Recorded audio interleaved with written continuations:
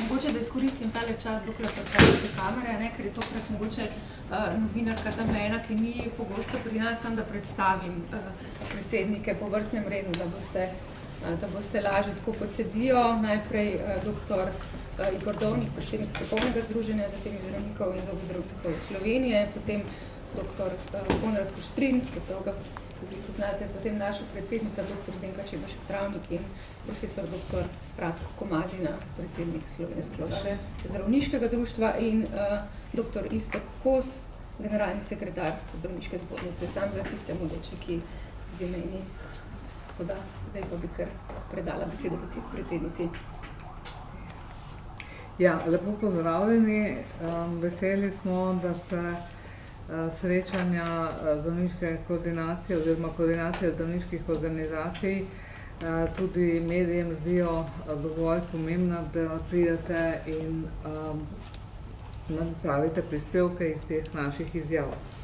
Danes smo v dnevni red dali zelo različne točke in med temi je za izpostaviti kadrovsko situacijo v psihiatrični bolnišnici Vojnik, kompetence v zdravstveni negi in potem še pod razno, ko smo se pogovarjali o članku, ki ga je v časopisu Dnevnik objavil dr. Iztok Kos in ki ga bo tudi na kratko predstavil. To, kar bi jaz kot predsednica v imenu vseh sporočila, je, da je kadrovska situacija v psihiatrični bolnišnici Vojnik pripeljala do tega, da smo danes razpravljali o dejstvu, da tudi iz bolnišnic odhajajo zdravniki, ki si to upajo iz razlogov neke ekonomske sigurnosti, oziroma so dovolj, iskani, da brez težav dobijo zaposlitve drugje. Torej, zmanjkujejo nam v javnem zdravstvu odgovorni nosilci dela. In to je nekaj, kar želimo poudariti, ob tem seveda, da zadeve v primaru niso rešene. Druga stvar, ko smo se pogovarjali o medicinskih sestrah, to bo več povedal dr. Kuštrin, ki je danes tudi vodil sestanek glavnega odbora na to temo, nekaj izjav je bilo že danih, ampak to, kar je skupno sporočilo vseh zdravniških organizacij je, da se danje stanje ob veljavnem pravilniku vodi dejansko v kaos in onemogoča organizacijo dela, kakršno je bilo mogoče pred sprejetjem tega pravilnika vendarle imeti. In to, kar nas pred tem najbolj skrbi, da ocenjujemo, da je s tem lahko ogrožena tudi varnost pacientov. Da je pa nega slabša, pa smo povedali že zadnjič in to ni nič novega. Tako da iz tega dnevnega reda, ki smo ga danes obravnavali, bi povedala samo še to, kar smo imeli pod razno. Koordinacija zdravniških organizacij je sprejela stališče do pobude za generacijo brez tobaka in bomo to celotno besedilo tudi, kot je sprejeto, objavili v glasilih zdravniške zbornice na naši spletni strani in s tem pokazali javnosti, da smo tudi zdravniki privrženi ideji Slovenije brez tobaka. Toliko imam jaz za povedati, zdaj pa po kateri poti gremo. Ker smo že po dnevnem redu, prosim, dr. Kuštrin spregovori o tem pravilniku za sestre.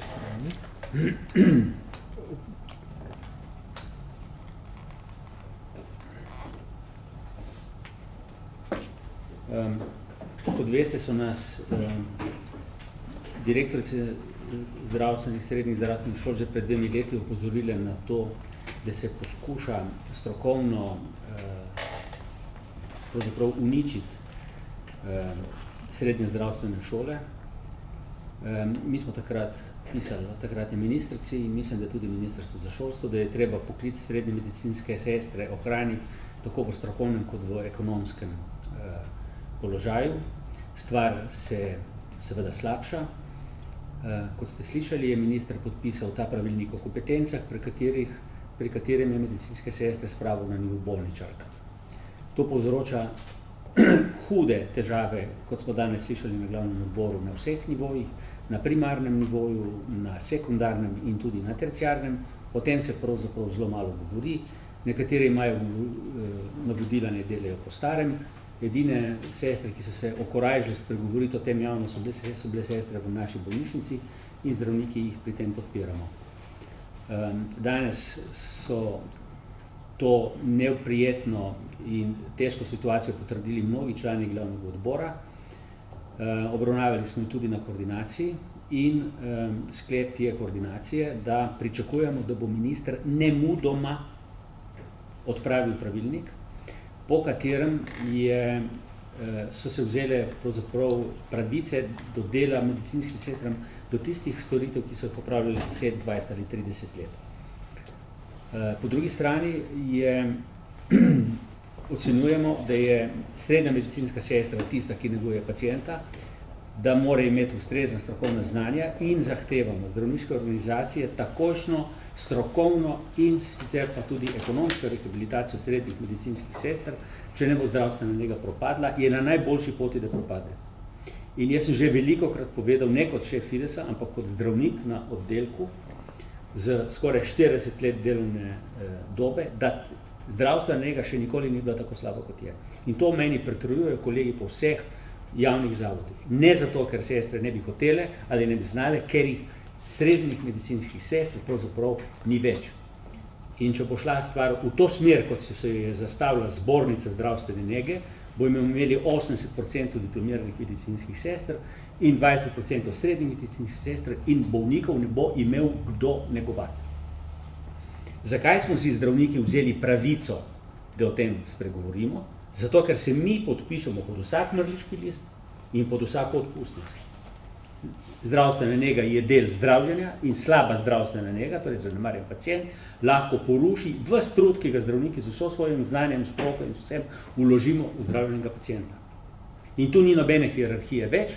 Medicinske sestre diplomirane so si postavile neko paralelno hierarhijo, kjer pravzaprav zdravnik na to naj ne bi imel vpliva. Smo verjetno unikum in zdaj je nastopil čas, ko smo zdravniki rekli temu zadosti. Sklep Fidesa je bil tudi to, da če minister tega ne bo naredil, je to razlog, da zahtevamo njegov odstop. Za nas, zdravnike, ki pravzaprav delamo še vsak dan, je ta poteza taka in bo imela take škodljive posledice, da jo mora seveda odpraviti. Če odmislimo to, o čemer seveda sestre nimajo nobenega zastopnika, nobeden v njihovem imenu tega ne pove, da so bile osebnostno degradirane in ponižane. V naši bolnici hodijo s sklonjenimi glavami, ker jih je sram in so žalostne zaradi tega, kar se jim je zgodilo. Zato mi na tem vztrajamo. Toliko na to temo. Hvala.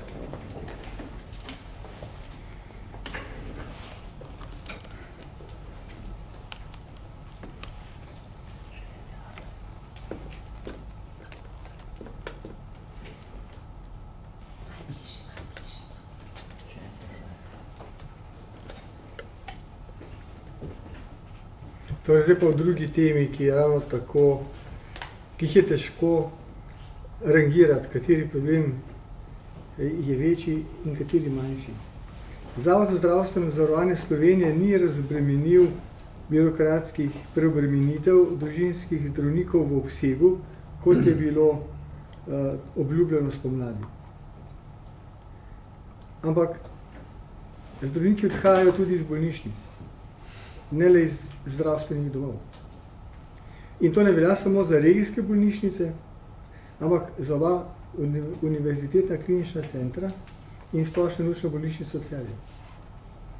Torej, namesto zagnanosti se bolj prevladuje malodušje med zdravniki, med odgovornimi nosilci zdravstvene dejavnosti. In nestimulativno delovno okolje odvrača specialiste od dela v bolnišnicah in tisti, ki odhajajo, so tisti, ki si to najbolj upajo. To pomeni, ki so najbolj kompetentni, ki vejo, da bodo preživeli tudi izven bolnišnic. Če delaš v timu, ti je lažje. če greš iz tima, moraš biti zelo dober, da pričakuješ, da boš preživel na tržišču. In velike bolnišnice ostajamo brez pomembnih nosilcev dela. In da se ta sistem kljub obljubam in sklepom iz meseca v mesec perpetuira, je verjetno zanimiva tudi študija, ki jo je objavil kolega Kos v Dnevniku. Mora biti isto, ki dam besedo.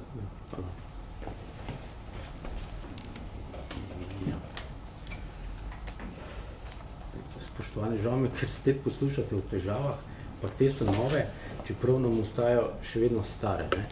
Tukaj bi spomnil na obljubo koalicije, kako se bo lotila čakalnih vrst. Čakalne vrste še vedno ostajajo, ostaja pa tudi ekonomska škoda, ki nastaja zaradi čakalnih vrst. Par 100 milijonov gre samo za nadomestila bolniških. Namesto da bi dali par 10 milijonov za odpravo z dodatnimi programi, raje dajemo nekaj 100 milijonov, še enkrat nekaj 100 milijonov nadomestila za bolniške. Ta težava oziroma ta zajec v gozdu je tako velik, da pozivam primera Šarca, da gre v gozd in mogoče bo končno zakuril svoj prvi žar v tem mandatu. Hvala.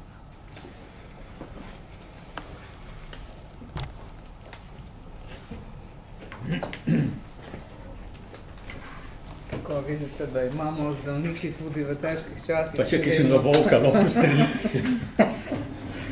Tudi smisel za humor. Smislom za humor je obdarjen tudi dr. Igor Dovnik, ki bo povedal zdaj še nekaj stvari, pa ne bojo smešnice, ampak... To pa je zdaj pika na i, ne? Jaz se pravičujem, ker nič novega ne bom povedal. Finale. Mali finale, pa potem smo seveda na voljo vsi za kakršnokoli vprašanje. Jaz na temo kompetenc vedno poudarjam isto in to povem spet ponovno. Kompetence, ki jih je nov pravilnik prinesel, pravzaprav nimajo nobene povezave z odgovornostjo. Zdravniki smo še vedno tisti, ki odgovarjamo za pravzaprav vse, kar se v neki zdravstveni ustanovi zgodi, in to je moja, pravi rekel, glavni očitek in seveda kot predsednik strokovnega združenja zasebnih zdravnikov in zobozdravnikov se povsem strinjam, da pravilnik ni prinesel nič dobrega, da je pravzaprav podražil zdravstveno nego, hkrati jo je pa še poslabšal in to noben, ki je vse malo ekonomik ali pa racionalen ali pa ima kanček kmečke pameti, seveda kaj takega ne počne, da daš več denarja za nekaj, kar je slabše. Stanje slovenskega zdravstva se slabša in spet se pravičujem, bomo govorili o slabih stvareh. In to kljub temu, da trenutna politika bije bitko za ohranitev javnega zdravstva. In ta bitka seveda vsak dan bolj vodi v njegov razkroj. Politika je treba povedati edina odgovorna za to stanje. Zdravniki, vsaj jaz sem to že nekajkrat poudaril in opozarjal, mnogi med nami pa pravzaprav nismo bili slišani, ko smo to govorili že mnoga leta nazaj in ponavljamo ves čas enako. Velikokrat ali pa pogosto ali pa v zadnjem času vedno večkrat nismo partner pri spremembah, ki se nam dogajajo. Zdravniki odhajajo, to smo danes poslušali, odhajajo iz sekundarja, odhajajo iz primarja. Številni moji kolegi, ki bi prej včasih, pred 10 leti, ko so za v penzijo zreli, še delali leto, 2, 3, mogoče dočakali kakšnega naslednika, zdaj grejo v penzion, ko imajo prve pogoje za penzijo. 2 člana mojega izvršilnega odbora za 1. januarjem zapirata svoj splošni ordinaciji s koncesijo za paciente, ki so k njim hodili preko ZZZS-ja, se pravi, kar nekaj tisoč pacientov, zagotovo 4 bo ostalo brez zdravnika, pa nista za v penzijo. Številni kolegi odhajajo tudi na sever, to so predvsem mlajši, številni pa tudi ven iz medicine. In veste, ko vi veliko denarja date v mladega človeka, da ga izobrazite za zdravnika, potem ga pa zgubite, ali pa izkušenega, ki je dolgo vlekel neko ambulanto, ki je kolega Lasbacher v Juršincih, ne bom rekel na robu sveta, ampak na obrobju Slovenije, pravzaprav pacientom pripeljal zdravnika na dom, ker je prišel k njim v zaselek ali malo občino, a veste, ko on gre, ti ljudje bodo imeli zdravnika v Lenartu ali pa v Ljutomeru. Skratka, na vse konce je približno isto daleč. Zakaj se to dogaja? ker se pravzaprav neurejenost v našem sistemu rešuje, nobene želje ni, da bi se karkoli pozitivnega v tej smeri naredilo. To, kar gledamo, pravzaprav je ohranjanje tega, kar je bilo. Vsaka vlada, ki je prišla v zadnjih letih, je naredila kopico reči, ki so stanje poslabšale, in zdravništvo se vedno potem ukvarja, kako bi rešilo tisto, kar so slabega naredili, namesto da bi pravzaprav se borili za to, kar si naši pacienti zaslužijo, to je pa kvalitetna, varna, učinkovita in ko jo potrebujejo, dostopna storitev.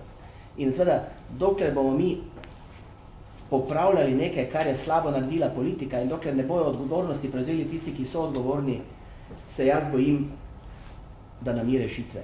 Jaz upam seveda, pa s tem bom zaključil, da minister ne bo odstopil, ker potem bo prišel naslednji, ki bo spet 6 mesecev samo poslušal in se seznanjal in bo minilo pol mandata, 1 leto mandata te vlade je minilo, pa se ni zgodilo nič od tega, kar smo mi pred 1 letom rekli, da se mora nujno narediti v nekaj mesecih.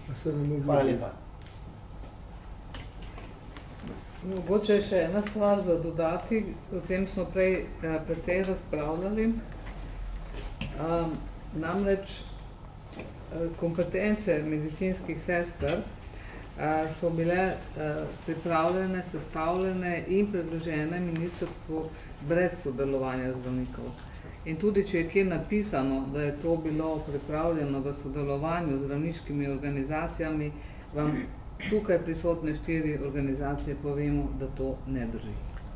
Torej, kar bi mi pričakovali, če govorimo o kompetencah medicinskih sester, je, da bi se sestali z njimi, da bi določili krog potrebnih kompetenc za posamezno raven zdravstvenega varstva, da bi določili, kaj mora znati medicinska sestra, ne vem, v ambulanti, kaj v javnem zavodu, v primarnem zdravstvu, kaj v sekundarnem zdravstvu, kaj v intenzivni skrbi, in da bi se te kompetence potem uravnavale na podlagi tega. To bi bil naš predlog, in če ga je kdo pripravljen sprejeti in slišati, smo se pripravljeni pogovarjati v prihodnje. Mogoče samo še to, da ta minister je bil opozorjen na past, ki mu jo zbornica zdravstvene nege pripravlja, ne samo strani Fidesa, tudi strani zdravniške zbornice, kot je predsednica povedala. Koordinacija zdravniških organizacij mu je tudi pisala svoje stališča temu ministru, in v prejšnjem mandatu zdravniške zbornice smo pisali tudi prejšnji ministrici in ni nobene reakcije. Posledice so pa zdaj tu, nepremišljene odločitve, ki naj bi bila posledica nekih pritiskov. Hvala. To je bilo to, kar smo vam pripravili naprej, zdaj smo pa še na voljo za vaše vprašanje. Je bilo očitno zadosti. Ste morda ocenili, kakšne posledice bi v bistvu uveljavitev tega dokumenta o kompetencah prinašala, kakšne težave oziroma koliko? Konkretno bom povedal, na intenzivnem oddelku za kirurških strok v šempetrski bolnišnici imamo 7 postelj. Povprečna letna zasedenost je 80%, včasih 110 ali pa 120. V glavnem so posle kar nepopolne. Ob uveljavitvi kompetenc se zgodi, da v popoldanskem in nočnem turnusu je samo ena sestra tista, ki lahko naredi vse tisto, kar ji ta pravilnik dovoljuje. Ta druga sestra je pač njena pomočnica oziroma negovalka pacientov. In kar je najbolj smešno, da ne rečem žalostno, je to, da je ta sestra, ki je zdaj brez kompetenc, to, ki ima kompetence, pravzaprav naučila tisto, kar ta lahko dela. Podobno je na oddelkih, sestre ne smejo previjati ran, aspirirati pacientov, dajati zdravil, lahko jih pripravljajo. Ta dokument se bere kot nekaj, če bi ga bral, prej bi rekel, da je to dokument, kakšen ne bi smo biti napisali. In to gladko povemo. Jaz gladko povem, da zbornica zdravstvene nege uničuje zdravstveno nego. In je ponižala medicinske sestre na nivo bolničarjev in bolničark. Zdaj, oni pravijo, da je menedžment zdravstvenih ustanovah zatajil, v smislu, da bi lahko srednje medicinske sestre že pred leti poslali na šolanje, ne, ampak je bila to cenejša opcija za njih. Ne. Tudi če bi se to zgodilo, bi bil končni cilj, da bi imeli 80% diplomiranih medicinskih sester in 20% srednjih medicinskih sester. In diplomirane medicinske sestre ne bodo negovali pacientov. Kdo bo negoval pacienta? Pacienta je treba umiti, očistiti, previti, mu dati jesti. To je tudi nega bolnikov. Že zdaj je ta nega šepa, ker jih je premalo. A se držijo vsi zdaj, če se vsi zdaj držijo teh novih kompetenc, kar vas razumeli? Ja, mi smo se dogovorili za čas, neuradno, dogovorili smo se, da bomo delali po starem, ker drugače bi mi morali polovico oddelka zapreti. Kam bomo poslal paciente? 4 paciente, 3 paciente, ki so potrebni intenzivne terapije, nimam kam poslati, ker je vsak mesec me pokliče predstojnik kirurškega CITA v Ljubljani, če lahko vzamem kakšnega pacienta, ker nima prostora. Torej njemu jih ne morem poslati. V Maribor jih ne morem poslati. Kam jih bom poslal? Mi ne moremo zapreti. In če pa zapremo 3 kirurške intenzivne posle, bomo pač morali toliko manj pacientov operirati. Potem bo delovni program padel. In sestre povedo, jaz pač sem videl tudi neke SMS-e in maile, da so neki tihi dogovori tudi na nekih klinikah in drugih bolnicah, da se dela po starem.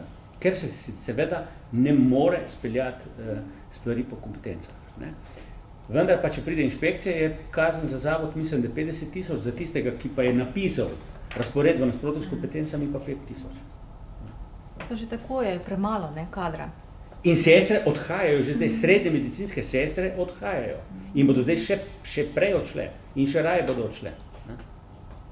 V šempetrski bolnišnici je precej jasna in glasna okoli tega, da ta razporeditev povzroča težave, pa so podobne težave tudi v drugih bolnišnicah. Kot rečeno, jaz nimam pač pregleda, kako je, ampak danes sem na glavnem odboru, kjer imam predstavnike z vseh bolnic in zdravstvenih domov, slišal, da so večje ali manjše težave povsod.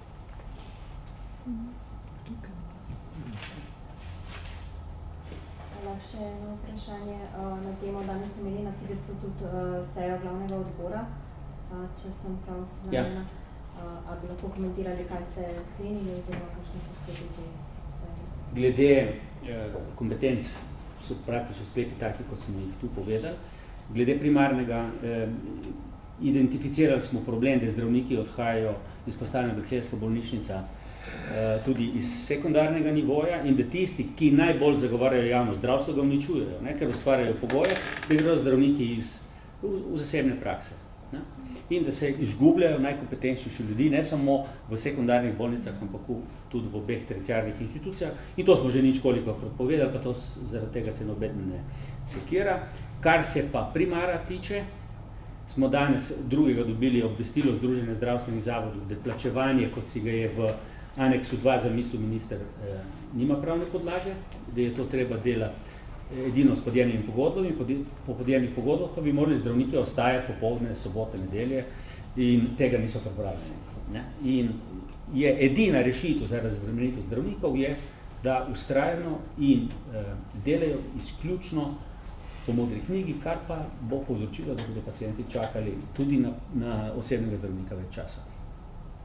Stvar je v bistvu še slabša, kot je bila spomladi, in ko so kranjski zdravniki in drugi napovedali odpovedi, ki jih sicer niso realizirali, kar je seveda logično, so nekateri kljub temu odšli, nekateri delajo krajši delovni čas in preostali morajo delati še več, kot so delali do zdaj. In kaj se potem dogaja? Potem se ljudje v svoji lastni stiski preusmerjajo brez napotnice po pomoč v urgentne centre. In urgentni centri bodo potem ob vztrajanju v tej smeri delovanja postali kloaka za vse, kar bo pač potrebovalo pomoč. Jaz sam sem doživel pred mesecem dni, da je ena starejša gospa prišla in sem videl, da je bila v letošnjem letu že 8. pri nas, v urgentnem centru, ampak zaradi različnih diagnoz in zaradi različnih težav. In sem rekel, gospa, zakaj pa prihajate pravzaprav kar tako konec koncev na vrat na nos, ne, pravi, ja, če nas dobimo to lahko takoj, ja, ne, pri osebnem zdravniku pa ne pridem na vrsto. Seveda, ker bodo delali po standardih in normativih, bo ta val nezadovoljstva plusknil v urgentne centre, odstot se bo odbil nazaj in na koncu bo nastal nemir in konflikti med samimi izvajalci, med nivoji. Ja, ne? To ni sistemska rešitev.